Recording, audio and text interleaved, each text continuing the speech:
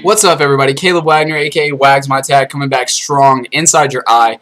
And I'm talking about the UFC event that just transpired. That's right, UFC 182 Bad Blood just happened. Jon Jones versus Daniel Cormier, and it was absolutely crazy. That's right, sparks flew. It was one of the most intense UFC bouts that I've ever seen. It started off with you have like Miles Jury and Cowboy going after each other, and that was like a Bad Blood instance in itself. But then it escalated to an absolute paramount sequence of events when these two guys got into the ring. That's right, when Jon Bones Jones and Daniel Cormier, the fourth place Olympian, got inside the ring, it was intense because right away we had a ton of questions answered.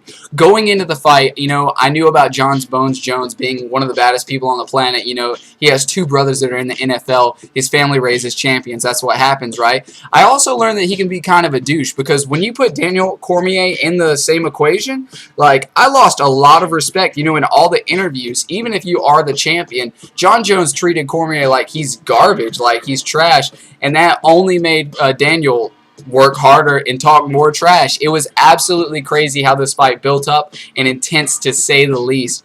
But it was crazy. The first round happened, and my original question was, how long can Daniel survive against Jon Bones Jones? And my question was answered. That's right, he can not only survive, he can trade paint with him. It was an absolute nail-biter because I was like, when is Daniel going to get elbowed or kneed in the face and this is going to end? It didn't end up happening. He caught some damage, but he did not let anything knock him down, and it was absolutely inspiring. If he can go against Jon Jones, any other person can go in there with a much greater sense of ability. Like, literally, we learned so much during this fight. It may have made us angry. It sure as hell made me pretty upset. But if you watch the fight, we learned something. We learned that Jon Jones is only human. At the end of the fight, he was talking about Daniel being only human. I think the equation was flipped on its head when he said that. Literally, we learned that Bones Jones can bleed and he can be almost beaten.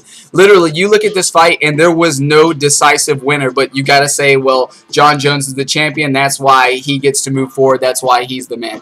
I hate that. Like, in real life, that shouldn't have worked. They should have kept going until somebody died. That's only how I feel about it. That's terrible, but they should have done pass out or tap out. Something should have kept going on because the fight wouldn't have lasted much longer. These huge guys, when they got into the fifth round, it was absolutely brutal because they were using every ounce of energy they had, but it still didn't seem to be enough. Shouts out to Daniel for taking him down one more time and nobody even caring. That was absolutely crazy, but Daniel won the second round decisively, and Jon won the fourth round decisively.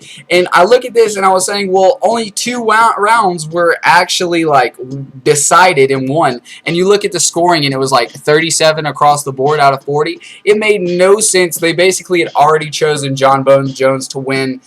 I hated that. It was a bunch of junk. Daniel inspired me. He made me believe that it's possible to take down even Goliath. To say that Jon Jones is the better fighter, I think that's out of tone. Like, if you want to say two people, like if you're driving cars, right, and this guy drives a car that goes 140 and this guy drives a car that goes 120, and the guy who drives a car that goes 140 wins, like, it's not that he's a better race car driver, it's that he's a foot taller. I mean, I know both the cars weigh the same and everything, but his car goes faster. Like, Jones has a distinct advantage, and Daniel ended up stalemating with him multiple times. It was inspiring. This fight was absolutely a nail-biter, to say the least, and I'm just a little bit upset about it. Like I said, I just believe in Daniel Cormier now. Like, he's a champion. He can go against anybody and have no fear. Again, Jones had to have lost a lot of fans on this one. Like, this is polarizing.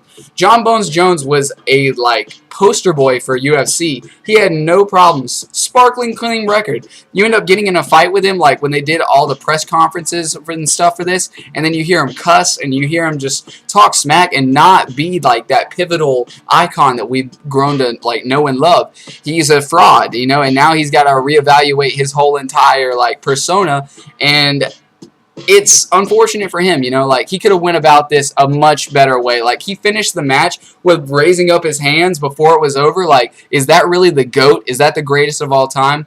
I don't want to take away from any of his greatness. John Bones Jones is a more successful person than I'll ever be, but I do not think he could ever be called the GOAT from now on, because Daniel Cormier solidified that. He showed that he's human and showed that he is not the greatest of all time. He did not act like it off of the ring. He didn't act like it in the ring. Like, he didn't decisively win. He didn't push through with heart. It wasn't anything crazy or immaculate. John Bones Jones remained the champion because he had the belt and it's profitable for him to keep it. You know, like, you got to really beat the champion. So if they want to say that he's the best and he wants to keep calling himself the greatest of all time, well, that only matters to him. He lost my opinion and my vote. He could have potentially done it. I'm still with GSP and Anderson Silva. You know, like, you can say I'm a fanboy or whatever, but I've watched those two guys fight, and they make me believe to be scared. That's what I'm saying. Like, those guys know how to dig deep, and they know how to pull things out of nowhere. Either way, it was an incredible fight. You know, UFC 182 is, I bow down to it. Like I said, the Cowboy fight was amazing as well. You know, that amped me up. There was a lot of emotion going on with this.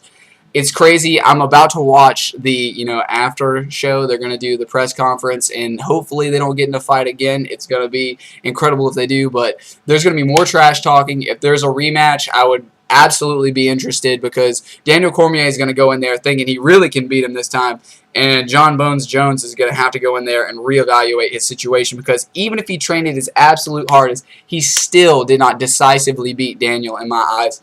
And that's just how I feel about it, guys. That's how I am going to spread it out there to you guys. You guys can tell me and give me your UFC knowledge. Put it in the comments. Say I don't know anything. Say I shouldn't talk about cars and UFC at the same time. It might be true. It might be positive. But either way, guys, this was a good fight, sort of, and I want to see more of this fight and other great ones like this. Maybe I'll see you guys on the 31st. Anderson Silva, shout out.